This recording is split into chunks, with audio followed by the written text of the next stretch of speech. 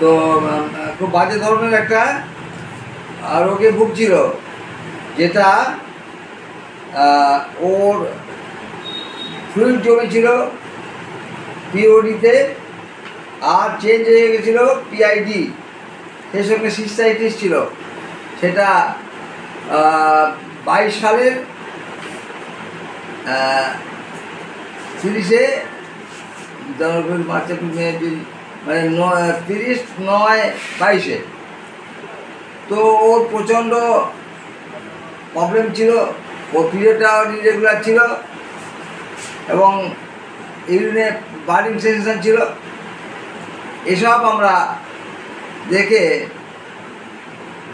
ওকে ওর case নথিভুক্ত করি। সেখানে আমরা দেখলাম যে ওর গায়ে ওয়ার্স আছে, ওর ট্রি ড্রিঙ্কিং একদম পছন্দ করে না। ও মনে করে যে ওর হাত পাগুলো কোনো উড দিয়ে বানানো। এইসব সিমটম পেলাম। ফিক্সড আইডিয়া ছিল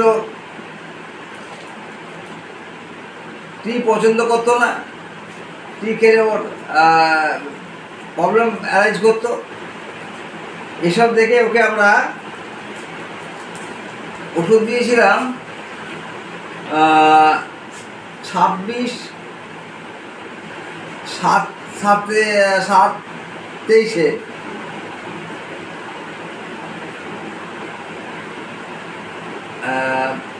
থুজা 0/3। দেন আমরা 1 মাস পরে ওকে দেখেছিলাম।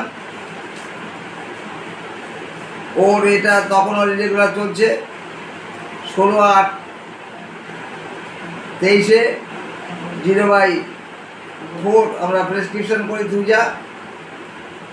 পরে 9 এসেছিল, 4/9 আমরা 0/7 প্রেসক্রিপশন করেছিলাম। পরে দেখলাম যে ওর রাগ প্রচণ্ড বেড়ে গেছে, ওর ইউরিনে অফেন্সিভনেস আছে, ব্লিডিং হচ্ছে ওর দিয়ে কী বলে মাড়ি দিয়ে, এবং ওর স্টুলের সঙ্গে ব্লাড আসছে। এসব দেখে আমরা ওকে নাইট্রিক অ্যাসিড 1 দিয়েছিলাম 2/10/23। তো ও ভালোই ছিল। তারপরে ওকে আমরা সোনোগ্রাফি করাই। সোনোগ্রাফি তোল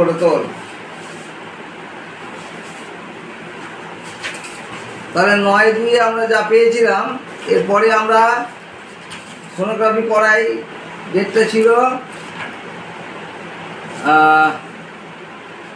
6/6/23। তখনও ওর ওই পিওডিতে ফ্লুইড ছিল মিনিমাম, সামান্য। তো আমরা ওর আবার থুজার সিমটম ফিরে আসে, আমরা ওকে থুজা প্রেসক্রিপশন করি 0/13।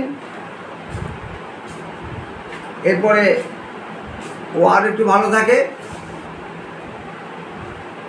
আমরা ওকে বারবার 0/5 করেছি, পাওয়া যাচ্ছিল না। এসব কথা চিন্তা ভাবনা করে 10 দিলাম থুজা। দেওয়ার পর ওকে আবার সোনোগ্রাফি করাই, ডেটটা ছিল 9/1/24। আমরা 9/1/24 দেখলাম যে ওর সিস্টাইটিস থেকে আরম্ভ করে আর যে প্রবলেমগুলো ছিল সেগুলো সবই মিনিমাইজ হয়ে গেছে, আর কিচ্ছু নেই, সম্পূর্ণ সুস্থ। এসব আর কিছুই পাওয়া যায়নি। ওর শরীর মানে ওই যে মেরি যে রোগগুলো ছিল সেগুলো একদম কিচ্ছু নেই, এখন একেবারে পরিপূর্ণ ও সুস্থ। ওই মেরি রোগগুলো কিছু নেই। ওর ফ্লুইডও নেই পিওর দিতে, আর পিআইডি যে চেঞ্জ হয়েছিল সেসবগুলোও নেই। ওর সিস্টাইটিস নেই, ও সম্পূর্ণ সুস্থ। তো হোমিওপ্যাথি এত কম সময়ের মধ্যে এই ধরনের জিনিসগুলোকে কিওর করতে সক্ষম, এটা সাধারণ মানুষ জানুক, এবং তারা আধুনিক চিকিৎসা না করিয়ে, এগুলো অপারেশন না করিয়ে এগুলো হোমিওপ্যাথি চিকিৎসা করালে মনে হয় অনেক বেশি উপকৃত হবে। হোমিওপ্যাথি চিকিৎসার খরচ অনেক বেশি নয়, অনেক কম, এবং এগুলো কোনো রকম হ্যাজার্ডনেস থাকে না। আমার মনে হয় এগুলো হোমিওপ্যাথি চিকিৎসা রোগীরা যদি করে তাহলে রেজাল্টটা অনেক ভালো পাবে দ্রুত গতিতে। তো জিভটা ঠিক আছে।